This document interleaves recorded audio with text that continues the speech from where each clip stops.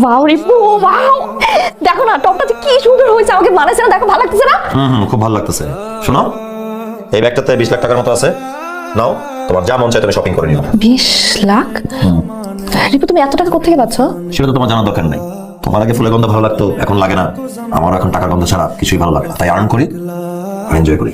শোনো, আমার সাথে আসো বাইরে। কোথায়? কাম উইথ মি, আসো। আমার হ্যাঁ তোমার পছন্দ হয়েছে তোমার? খুব পছন্দ হয়েছে এবং thank you thank you thank you so much, I love you. Love you too. আর তোমাকে অনেক থ্যাঙ্কস আমার ভেতরে জানোয়ারটাকে বের করে দেওয়ার জন্য। I am really thankful.